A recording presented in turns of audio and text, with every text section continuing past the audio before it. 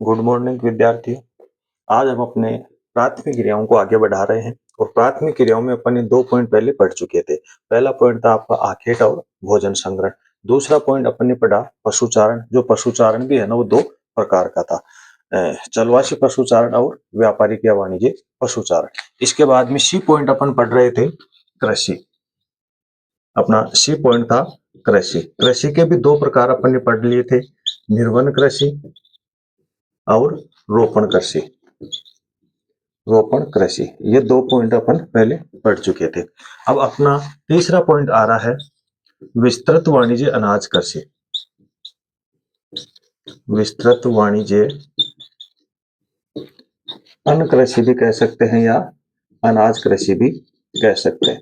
अब इसमें देखना यह है कि विस्तृत वाणिज्य अनाज कृषि यानी कि विस्तृत बड़े पैमाने पर होने वाली कृषि को जो है ना इसमें शामिल किया गया है कि बड़े पैमाने पर यह कृषि की जाती है। इस कृषि का प्रयोग उन क्षेत्रों में किया जाता है जहां पर क्षेत्रफल तो ज्यादा होता है और जनसंख्या वहां पर कम होती है। इसलिए जनसंख्या अपनी आवश्यकता के अलावा विभिन्न प्रकार के व्यावसायिक तौर पर भी इस कृषि का उत्पादन करता है। इस कृषि में सारा जो कार्य है ना वो मशीनीकृत होता है। सारा का सारा कार्य बड़ी बड़ी मशीनों से किया जाता है। उर्वरक वगैरह, दवाएं छिड़कना, कीटनाशक पदार्थों का छिड़काव सारा मशीनों के द्वारा होता है। बड़ी बड़ी मशीनरी के लिए अलग स्टोरेज की व्यवस्था, अनाज के लिए अलग स्टोरेज की व्यवस्था इसमें रखी जाती है। और ज्यादातर अगर देखा जाए तो 5-6 क्षेत्र ऐसे रहे हैं जहां पर यह कृषि बहुत ही बड़े विशाल पैमाने पर है ना वो की जाती है। जिसमें अपन देखेंगे कि इस कृषि को या अपने एक छोटा सा मैप बनाकर ही जो है ना इसमें अपन बता सकते हैं। जैसे मान लो विश्व के अपन प्रमुख क्षेत्र देख रहे हैं जहां पर ये विस्तृत वाणिज्य अनाज कृषि जो है ना वो कौन कौन से क्षेत्रों में होती है। तो ये विश्व के लगभग कुछ क्षेत्रों को क्षेत्र हैं जहां पर विस्तृत पैमाने पर वाणिज्य अन्न कृषि जो है ना वो की जाती है। तो सबसे देखा जाए तो यूरेशिया यानी इस एशिया और यूरोप वाले जो भाग है ना इस क्षेत्र में जो कृषि की जाती है, कौन सी विस्तृत वाणिज्य कृषि, उसे स्टेपीज के नाम से जानते हैं। स्टेपीज कहा जाता है। अमेरिका में जो की जाती है उसे प्रेरीज के नाम से जानते हैं। प्रेरीज, इसे प्रेरीज कहते हैं। प्रेरीज, प्रेरीज के नाम से इसे जाना जाता है। इसके अलावा अफ्रीका में जो कृषि होती है इसे वेल्डस कहते हैं। अर्जेंटीना, अर्जेंटीना में जो कृषि होती है उसे पंपाज कहते हैं। ऑस्ट्रेलिया में जो कृषि होती है उसे डाउन्स कहा जाता है। डाउन्स कहा जाता है। तथा न्यूजीलैंड में जो यह कृषि होती है उसे कैंटरबरी कहा जाता है। कैंटरबरी। तो इस प्रकार से ये ऐसे क्षेत्र रहे हैं जहां पर बड़े महत्वपूर्ण जो क्षेत्र है जहां पर विशाल बड़े पैमाने पर विस्तृत वाणिज्य अन्न कृषि है ना की जाती है। इसमें प्रति हेक्टेयर तो उत्पादन कम होता है लेकिन एक कृषक की दृष्टि से अगर देखा जाता है तो वहां पर उत्पादन बहुत ज्यादा हो जाता है। यहाँ पर एक विस्तृत बड़े पैमाने पर सारा का सारा कार्य मशीनीकृत कंप्यूटराइज है ना वो कार्य किया जाता है। तो इस प्रकार से ये कृषि जो है ना विस्तृत क्षेत्रों में की जाने वाली प्रमुख कृषि की श्रेणी में से गिना जाता है। इसके बाद में दूसरी कृषि आती है अपनी 4 नंबर पे। 4 नंबर पे अपन कृषि देखेंगे मिश्रित कृषि यानी इस कृषि प्रणाली में जो मिश्रित कृषि है इस कृषि प्रणाली में पशुपालन और कृषि क्रियाएं दोनों साथ साथ होती है। यानी चौथी प्रकार अपना हो गया कृषि का मिश्रित कृषि। मिश्रित कृषि, इस कृषि के अंदर पशुपालन और दोनों कार्य कृषि दोनों साथ साथ होते हैं। इस क्षेत्र में पशुओं को भी और फसली क्रियाओं को भी यानी फसलों का जो उत्पादन होता है उनको भी, जो पशु पाले जाते हैं उन दोनों का बराबर बराबर महत्व रखा जाता है। इसमें ज्यादातर चारे वाली फसलें बोई जाती है। चारे वाली में जैसे गेहूं हो गया, आपका मक्का हो गया, इन जो हो गया इन फसलों को विशेष महत्व दिया जाता है क्योंकि ये पशुओं के लिए चारे के रूप में इसे बोया जाता है। इसमें पशुओं के स्वास्थ्य को पर भी जो है ना विशेष ध्यान दिया जाता है क्योंकि महत्वपूर्ण जो आय का जो स्रोत होता है इस कृषि में वो पशु ही होते हैं। पशु जो फसलें बोई जाती है वो सिर्फ खाने के लिए और बाकी की फसलें चारे के लिए बोई जाती है। तो पशुओं को चारा उपलब्ध करवाया जाता है। तो ऐसे में पशु जो है ना वो आय का एक महत्वपूर्ण स्रोत बन जाते हैं। और इस क्षेत्र में एक जो सस्यावर्तन होता है मिश्रित कृषि में, सस्यावर्तन, सस्यावर्तन, सस्यावर्तन का मतलब होता है कि फसलों को फसलों को हेर फेर कर बोना, ये इस मिश्रित कृषि की सबसे बड़ी विशेषता होती है। क्यों? क्योंकि जब फसलों की उत्पादक क्षमता समाप्त हो जाती है, क्योंकि यहाँ पर ध्यान देना, अभी अपन ये चर्चा की है कि इस क्षेत्र के, इस कृषि क्रिया के अंदर गेहूं, जौ, मक्का वगैरह की फसलें ज्यादा बोई जाती है। क्यों? पशुओं को चारा उपलब्ध करवाने के लिए।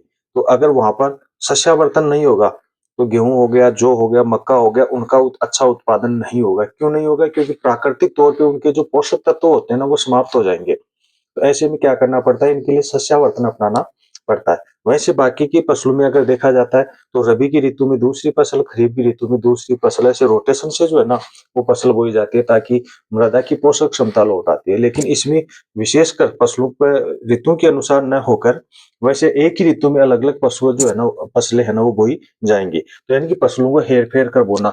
इस खेत में आज जैसे मान लो गेहूं बो दिया, और दूसरे खेत में अपन जैसे कोई फलीदार फसल बो देंगे, ठीक है, तो अगले वर्ष यहाँ पर गेहूं बोएंगे, इसमें फलीदार, ऐसे रोटेशन से जो है ना बोएंगे, ताकि उनकी पोषक तत्व क्षमता है ना वो मृदा की लौट आएगी और फसलों का अच्छा उत्पादन होगा। तो यहाँ पर फसलों का भी विषय, फसल सिर्फ पशु को पालने के लिए बोई जाती है, और पशुओं का जो उत्पादन होता है वो आर्थिक दृष्टि से महत्वपूर्ण होता है। तो पशु जो है ना इस कृषि प्रणाली यानी मिश्रित कृषि के अंदर अंदर एक आर्थिक दृष्टि से आकर्षण का केंद्र होते हैं। तो इसमें पशुओं के स्वास्थ्य वगैरह हर दृष्टि से जो है ना उनका ध्यान रखा जाता है। तो मिश्रित कृषि का सीधा सी अर्थ यही है कि मिश्रित कृषि के अंदर फसलों का उत्पादन करना तथा पशुओं का पालन करना, दोनों साथ साथ क्रियाएं होती हैं। या अपन ये इस प्रकार से परिभाषित कर सकते हैं, क्वेश्चन आता है कि मिश्रित कृषि क्या है?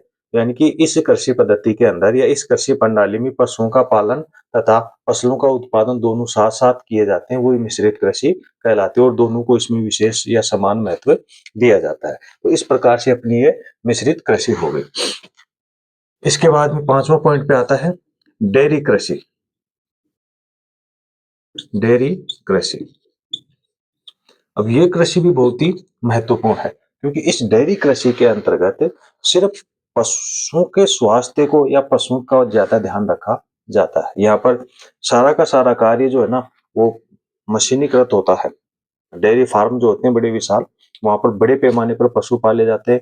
एक ही नस्ल के दुधारू पशु पाले जाते हैं, या जिनसे दूध है ना वो प्राप्त किया जाता है। तो एक ही नस्ल के, अच्छी नस्ल के दुधारू पशु होते हैं इस यहाँ पर, ताकि उनसे ज्यादा दूध प्राप्त कर सकते हैं। इसके लिए पशुओं के देखरेख के लिए अलग, स्वास्थ्य के लिए, चिकित्सा के लिए, उनको नहाने धोने की अलग व्यवस्था होती है उनकी, उनसे प्राप्त जो उत्पाद होते हैं दूध वगैरह उनका अलग संग्रहण करने की व्यवस्था होती है। यानी अपन ये कह सकते हैं कि जो डेयरी कृषि है ना वो पूंजी प्रधान कृषि कहलाती है।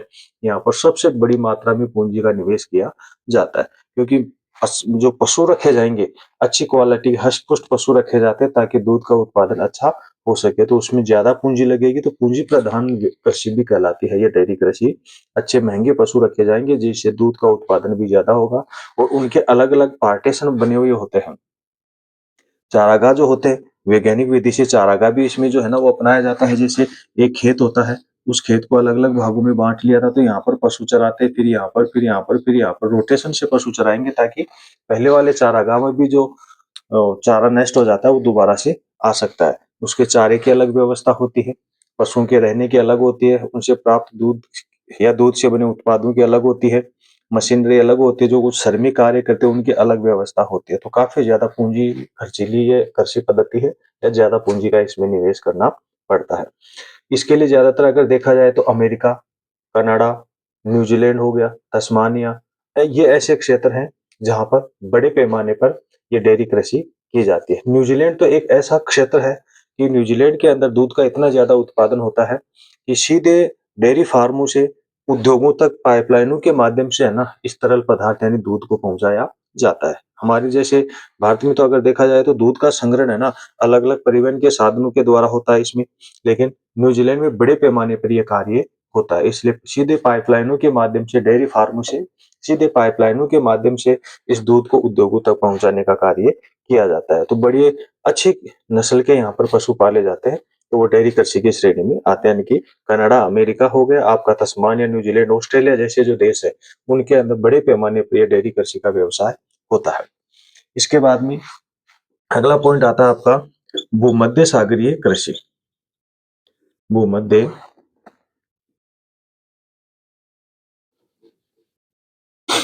भूमध्य सागरीय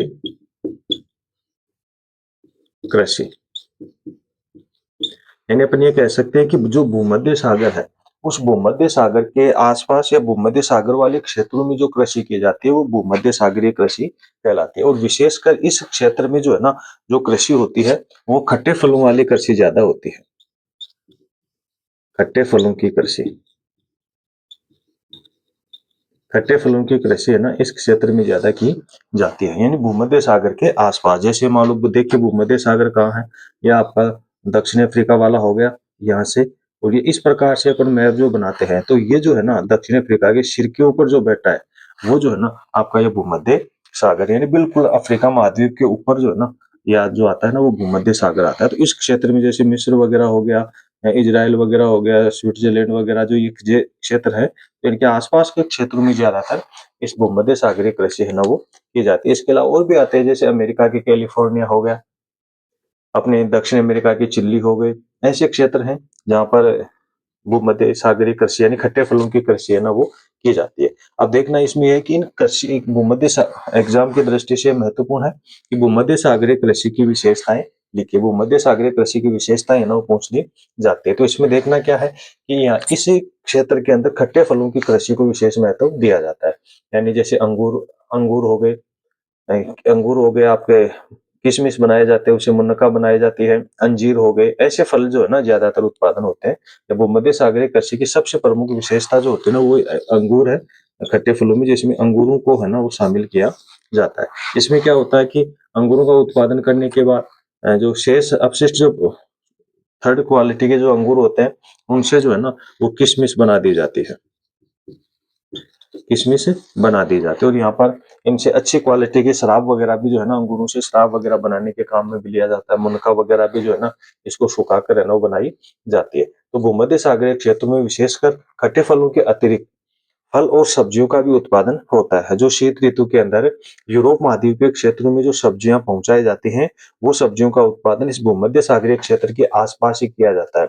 अब देखो यूरोप महाद्वीप में यह है, लेकिन बाकी के यूरोप महाद्वीप में ज्यादा ठंड रहती है। तो इसमें यहाँ पर क्यों ठंड क्यों नहीं रहती है? क्योंकि यहाँ पर समुद्र का समकारी प्रभाव है ना वो लागू होता है। समकारी प्रभाव, इस समकारी प्रभाव के कारण सूर्य की किरणें गिरने से दिन में धीरे धीरे ये पानी गर्म होता है और लेट रात तक है ना वो ठंडा होता है। तो दिन में सूर्य और रात में इसके प्रभाव के कारण आसपास के क्षेत्रों का तापमान है ना वो थोड़ा ज्यादा बना रहता है। इसलिए यहाँ की जलवायु सुगम होती है, अच्छी रहती है। इस कारण यहाँ पर फल वगैरह फूल वगैरह इनकी कृषि जो है ना की जाती है। और बाकी पूरे इस यूरोपीय क्षेत्र में जो है ना इसी महाद्वीप से महासागरीय क्षेत्र में उत्पन्न होने वाली जो फल सब्जियां है ना वो वितरित किए जाते हैं। तो इस प्रकार से ये भूमध्य सागरीय जो कृषि है वो पूरे यूरोपीय क्षेत्रों के लिए फल फूल वगैरह पहुंचाने के काम में ली जाती है। और इसकी प्रमुख जो विशेषता है वो यह खट्टे फलों की कृषि। एक छोटा जो वस्तुनिष्ठ जो प्रश्न बनता है, वो वस्तुनिष्ठ प्रश्न भी जो है ना इससे बन सकता है कि भूमध्य सागरीय कृषि की प्रमुख विशेषता है।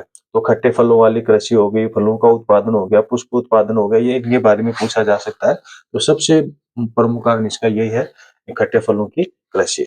ठीक है, इस प्रकार से हमारे दो तीन जो टॉपिक रहे हैं वो अपन आगे वाले लेसन में है ना करेंगे, जिसमें ट्रक कृषि हो गया, सहकारी कृषि हो गया, सामूहिक कृषि हो गई। इसके अलावा फिर खनन आ जाएगा, प्राथमिक क्रियाओं का अगला जो टॉपिक आ जाएगा वो खनन आ जाएगा। तो अपन इन तीनों चारों पॉइंटों को अगले वीडियोज में देखेंगे। धन्यवाद।